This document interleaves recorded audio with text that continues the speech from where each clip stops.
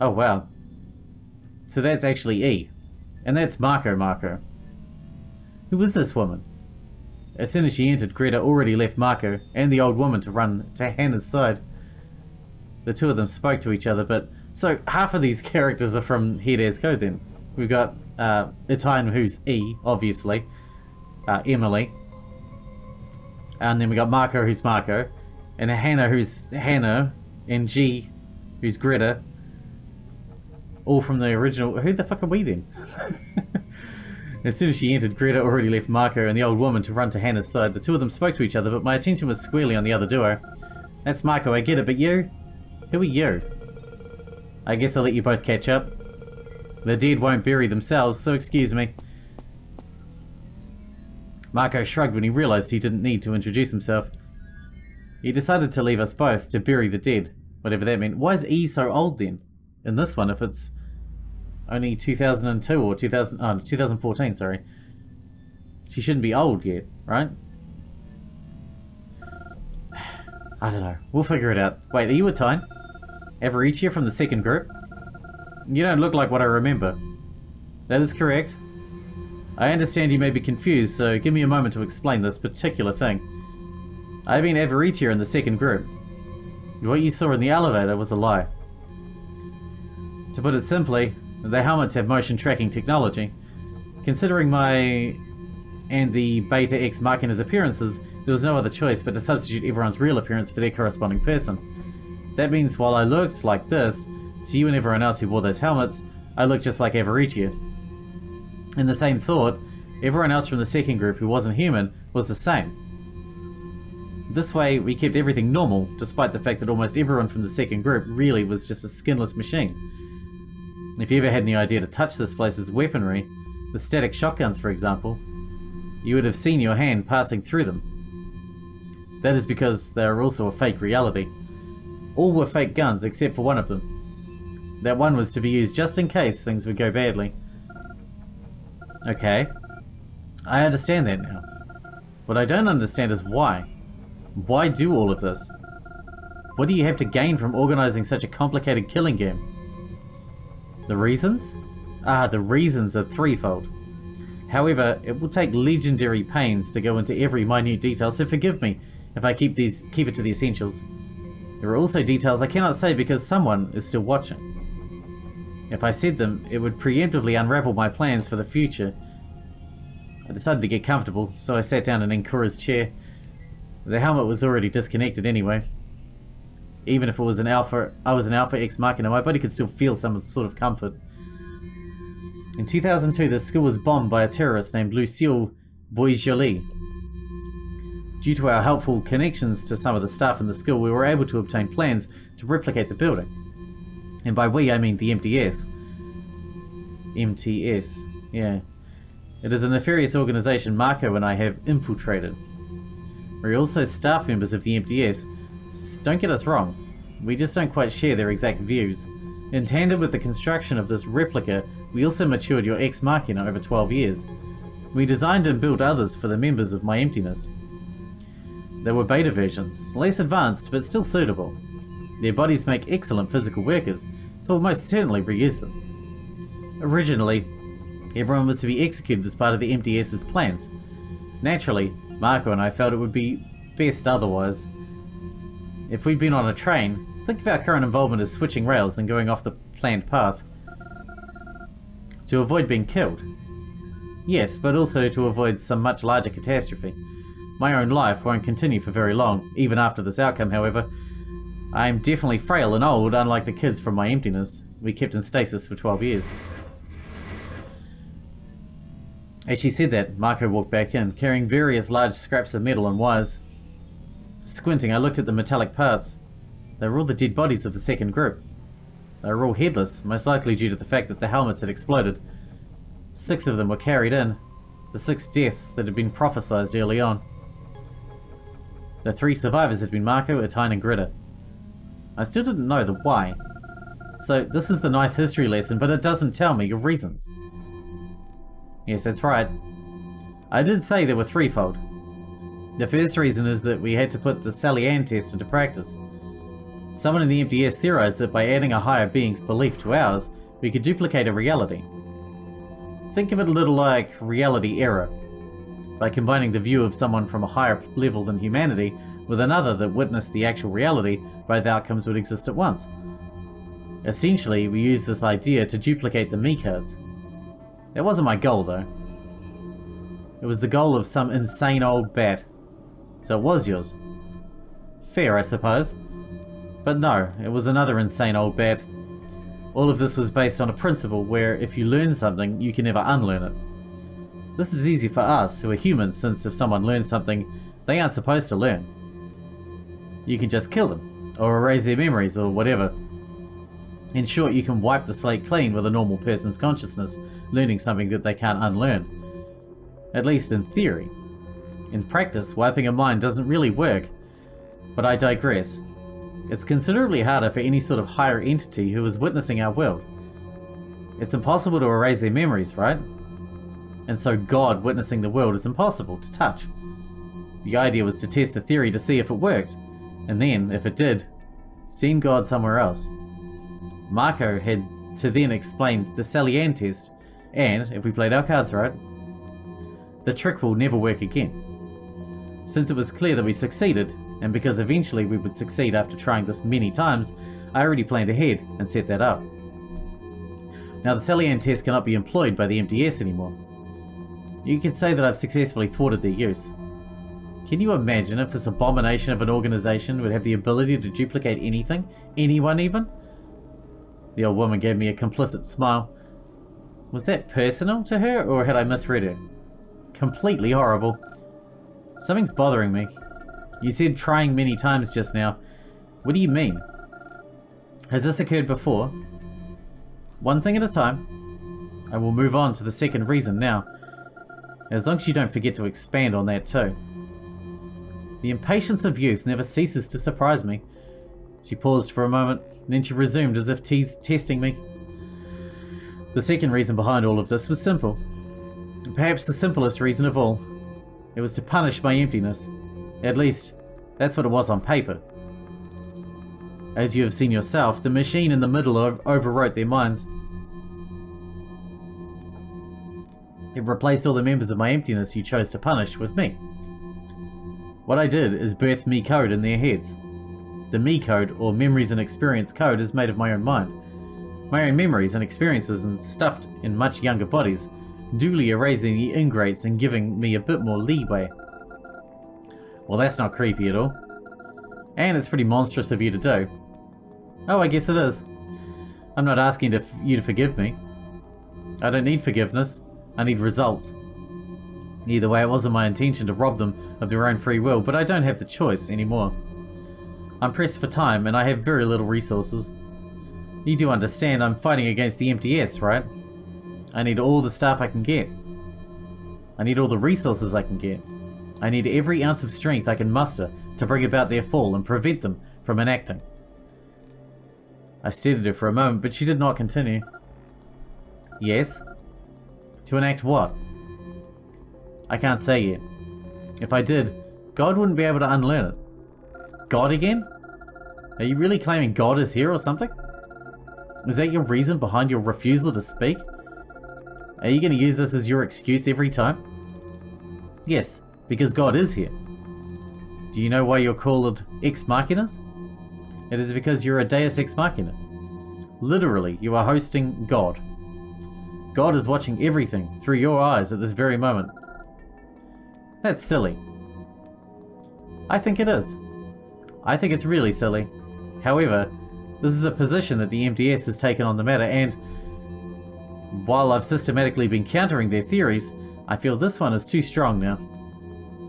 Too many people believe in God. Those damn drugs. She shook her head. What? Drugs? Were Era's drugs that important? Anyway, that's the second reason.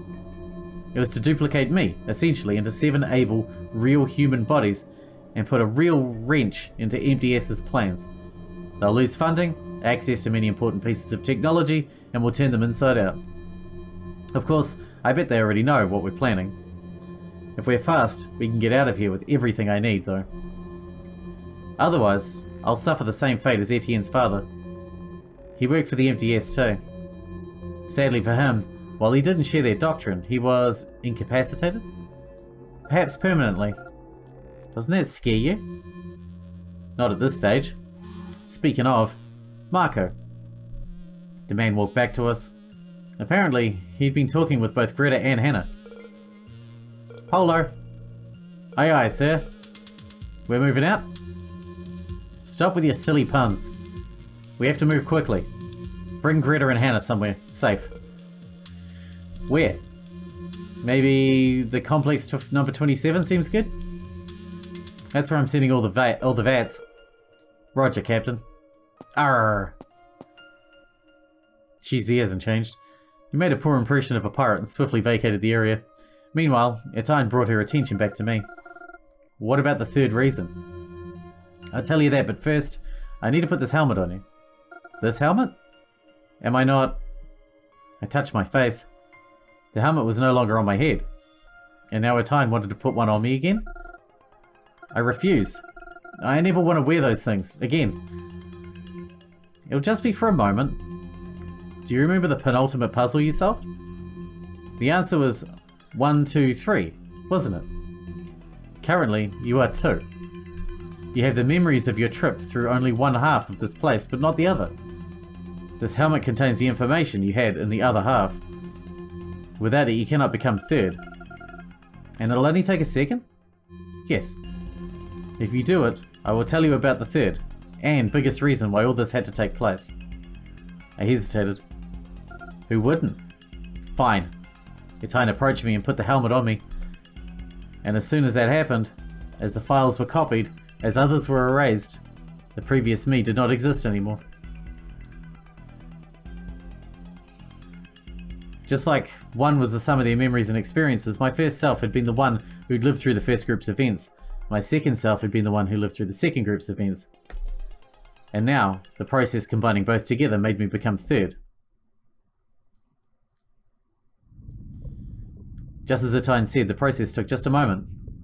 As soon as the helmet was on, it was already off again. I didn't feel any different than before. Deep down I knew the person I had been a few seconds ago was gone. At least, I wouldn't need to make any more sacrifices now. I looked around. The twins and Marco were preparing to leave. Hey, hold on. I want to tell them goodbye. Marco shrugged and the twins came up to me. What do you want then? Doesn't matter, sis. She helped you out, didn't she? Yeah, I guess so. Thanks then. Or something. We're going away for a very long time. To Complex 27, right? Yeah. I don't know what that means. We're out of time. Come back here and let's go. The twins gave me a wave and, along with Marco, vanished into the elevator going up. I had a feeling I wouldn't see them again. And now let us tackle the final reason behind all of this, shall we? Hold on. First, I want to know who I am exactly. You are my future, of sorts. See, I truly feel the weight of my age, and so I have gone to great lengths to make you my most prized creation. In that sense, I suppose you are like my daughter. Even if you are a bit more like me, and not my daughter. If you want to take a look at what you physically are, lift this section of the wall here. She moved to it. I joined her and together we removed some sort of padding to unveil a mirror. Are we going to look exactly like E? Staring into it, I finally took a look at myself. Oh yeah, this was me. This would be me now forever and always. Nobody else would look like me. Nobody else would share the same memories and experiences. So, I'm you except younger. Yeah, that's correct. You are me, but also my emptiness. You were created both as my double, so that I may live for a long time, and as a backup for my emptiness just in case something went awry. That is why you have been made, to carry the memories. But enough about the software and the hardware. Such things are trifling compared to your name. What does my name have to do with any of this? Your name, E288. Do you know what it means? Do you know why you were called E288? Well, apparently, there's a team from Fermilab called the E288, team led by Leon leader man who discovered the Upsilon Meson, which is designated by the letter Y. Huh, you found that by running an online search in your head just now, did you? I embarrassedly nodded. Good try, but it's not quite that. In fact, it has nothing to do with that at all. How to explain it? This may sound a little strange, but bear with me. What do you know of order and chaos? Order is generally seen as a force of good, and chaos is usually representing a villain's goals. D+ for effort, but just like everything, it's more nuanced than that. In this case, when I say order, I mean entropy, and by chaos, I mean negentropy. I turned around and paid attention to her. What was this all about? The universe began its long life with the Big Bang. And nobody knows where and how it has begun, but the Big Bang has created a swirling, ever-expanding vortex. Its magnitude has never been replicated by anything except for the Big Bang. As time passes, the entropy of the universe increases. Planets slow their movements, stars break apart, and everything floats irredeemably towards one single future. The cleanest, most pristine order. Eventually we'll reach a point everything is called heat death. That is when everything will have expanded all the energy released by the universe. It will be as if everything will have been erased. No life will exist. No planets will move. Everything will be equidistant. No gravity. Nothing. No God, no existence. Order or erasure. The universe cannot exist in that state. It is just that, erasure. And so the universe will enter a secondary process we call the Big Crunch. Once that entropy levels of the universe have increased to its maximum, it'll fall back onto itself. I thought the Big Crunch was pretty much a theory that had been given up on at this point. And why would it do that? I don't know. The fact remains, it does. Wasn't the original Big Crunch theory that the expansion of the universe would eventually slow and the gravity of all the matter in the middle of the universe would pull it all back together to create a big crunch and create a new Big Bang to create a new universe? But then of course they realized that everything was expanding faster and faster and heat death and such. It needs negentropy or chaos to continue existing. The universe will collapse into itself at the center point and then reenact another Big Bang, which will bring everything back out in almost exactly the same way it did before. That is the determinism behind our existences. We have already been written on every possible detail because every atom of the universe is exactly precisely where it had been before the Big Crunch. This is called the eternal return. It is a theory that says that the Big Bang and the Big Crunch will follow up on each other forever. Eternally, the universe will reset to its center and recreate itself exactly as it was, with minute differences. And those differences make all the difference. The reason why your name is E288 is due to a machine that can identify which reset of the universe we're in since its conception. We currently are in the 288th reset of the universe. The machine is called the ABME. It stands for a big bichromatic meridian. Don't ask me what A stands for. I've yet to figure it out. I've been hard at work, but it's a strangely guarded secret in the MTS. Okay. My head is spinning. Congratulations. You managed to confuse an entity that can compute puzzles at the speed of light. I know it's very vertiginous, but you have to understand. The universe resets over and over when it reaches the end of its long life. And what does it have to do with any of this? Here. The universe is failing. For some reason we have yet to comprehend. The minute differences between each reset of the universe are exponentially growing worse and worse. There have been resets before the ABME was created, and there will be resets after, but suffice to say we will not be here to see them. We have estimated that beyond the 300th reset, humanity will no longer exist. Everything will have spiraled in such a different way that our planet will not sustain life anymore. Maybe the universe will bring life elsewhere, but nobody knows. That is the third reason behind this experiment. We needed to create an entity that could transfer information across the resets of the universe, even if it's always forward. We need time. Time is our biggest enemy. While the people wage stupid wars, while people are content watching television in their living rooms, playing games and watching others play games, the universe is dying. If we die, the universe may very well die with us. It will have no observers. And you. That's the entity that can transfer information across resets. For some reason, when the universe collapses on its own, you can keep the information despite the ultimate compression recreating the Big Bang. This experiment here has been held around a dozen times, I believe. From the 277th reset to the 288th, we have toiled hard to ensure information was carried over. Okay. Let me recapitulate in my head. The 3 goals of this whole event were as follows. The first goal was to create a situation where the salient test would duplicate objects and create a reality error, then thwart it so it could never be used again by the MTS. The second goal was to give attain more staff, while simultaneously punishing those who didn't live adequately. Since they were young, attain implanted herself in their heads, and she now occupies their bodies to do as she pleases with her Project Deforge.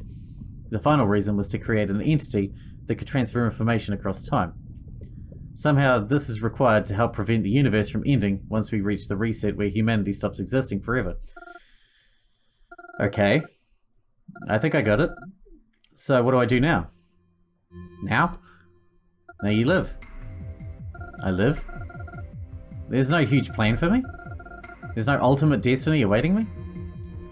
I didn't create you so that you would be stuck in the same fight against the universe that I'm in. I've created you so that you could enjoy a nice life. In other words, years of freedom, at least. Eventually, the self-consistency principle will catch up to you, though. It stipulates that we're all prisoners of our own fates. For something to be possible in the future, the past will accommodate it. In many years, it is possible fate will have something grim in store for you. However, I have ensured you will have complete freedom for many years. Please live them out. Go to university, make friends, fall in love with a handsome boy. The choice is yours. As no one will observe you, not even God or anybody else, it'll be real freedom. When not observed, all possibilities exist at once. I see. Cryptic as always, but I understand. In essence, you're telling me to live the life that you could never have. Is that correct? Yes. Our business is done here. Unless you have more questions, let's say I allow you up to 3 questions. I had 3 questions. I need to make them count. What are all 8 of you going to do now? This is the biggest mystery of all, isn't it? To be clear, I don't know exactly yet. Our first order of business is to carry out the first preparations for Project Deforge. I'll probably not live up to that point, but if I do, I'll be elated.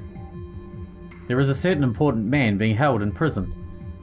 I have to rescue him at all costs, and that is who Mark will be tracking down. Currently, we don't know where the prison is. Before I leave, there are some pieces of technology I must get. The vats, for example, are one of them, and another is a machine at the center of the voting room. What you all thought was a bomb was in fact a gravity machine. It's empty because of what was inside of the machine itself. It's being prepared for future use. As for what it's for, I'll leave that up to your interpretation. Once I leave, I'll go into hiding. I cannot remain out in the open now that I will have visibly betrayed the MTS. For all I know, armed men are already on their way here as we speak. Make your other questions quick. No pressure, of course. What's with the cool S? What does it really mean? It's the symbol of the MTS, naturally. However, we have yet to determine the origins. It may have originated from a much, much older reset of the universe. It is possible the MTS had been a fledgling institution a long time ago, and that's where it comes from. It most certainly wasn't big enough to construct the Ubbi Me before we reached Reset 001. That may have been when the symbol was formed. I want you to understand, though, that each branch of the MTS had its own symbol. This is but one of them. The Cool S branch is the biggest one of the bunch. Okay, last question. What's my name? I can't just go around naming myself E288 now, can I? Ah, damn. I forgot that. She palmed her face, uncertain of how to proceed. Normally, a parent gives their child a proper name. Sadly, I'll not have the time to ponder on it. Since you are me, obliquely, I will let you choose a name of your own. If you want, feel free to form something using your own my own name, Attain Ecofilm.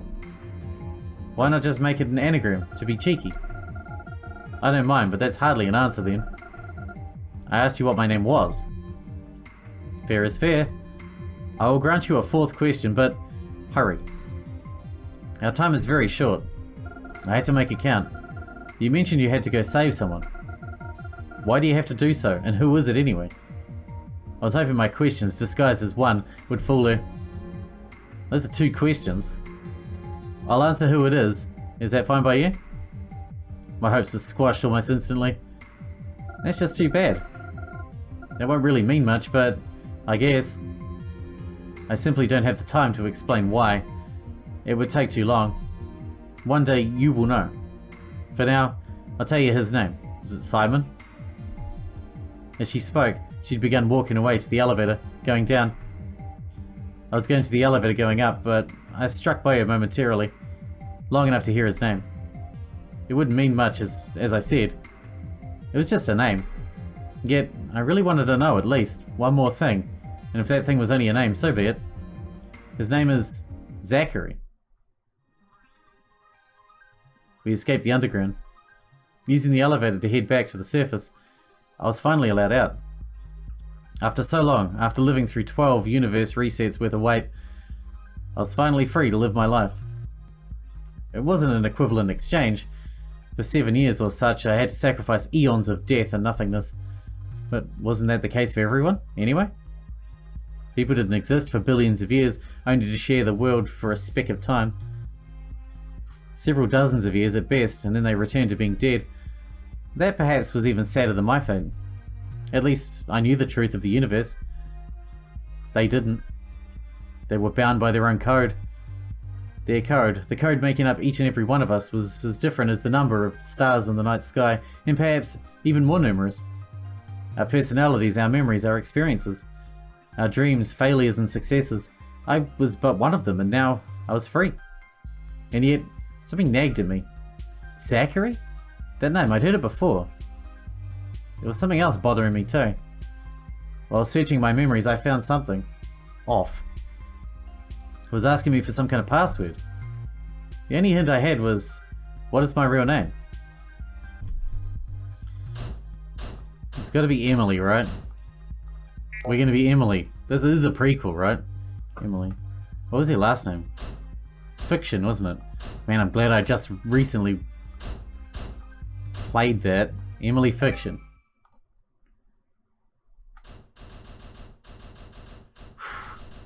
Glad I just finished playing that, otherwise I would never know that. I would have forgotten. Alright. Where was this? She couldn't see anything. She couldn't hear anything. Was this darkness going to be her life from now on? Perhaps it would be. The self-consistency principle had caught up to her. If it was her life now, she would accept it. At first she panicked a little, but after a few minutes of silence, absolute silence, she calmed down. Her hands touched the seat she was on. It was kind of uncomfortable. That was fair, since it wasn't meant for comfort. The seat was made of plastic. It was in a train. It was a Montreal subway train. She couldn't move. It was as though she was unconscious. It would explain the lack of vision or hearing. Since she couldn't move, her touch upon the seat was her only sense she felt. She was a Montreal subway train. With the frickin' helmet on. It was moving. Soon she'd arrive at the station. She'd arrive first before anyone else. But that wasn't quite true. This girl, this ex-machina, would arrive in the company of someone else. In fact, they'd already grabbed one of her hands. The tactile alphabet they created would serve her very well here. They asked her if she was still sure about it. She replied that she was, and that she had no other choice. Very shortly, the collar she wore would take effect, and then she'd lose all of her memories. She would disappear. She'd be erased. At least a previous self wouldn't be. And she had God on her side. The train stopped. This was it. It was time to go. She'd sacrificed too much for this to fail. She only had one shot at it. She only had one shot to save him. One shot to save Simon.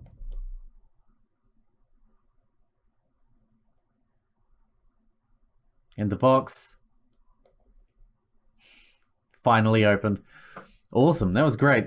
There was a lot. It was really good going through it and finally having the context. Last time I played this, obviously I hadn't played Head as Code, either the original or the or the new one, but now I've played it, a lot more makes sense to me. Definitely something you should play in order, really. It's like Zero Escape, I guess. But that was awesome. That was awesome. That's it. That's the new ending. I'll probably chop this up into about 3 parts because that was quite long. But yeah, hope you guys enjoyed it. Thanks for watching. Thanks for hanging out with me, and I'll see you in the next one.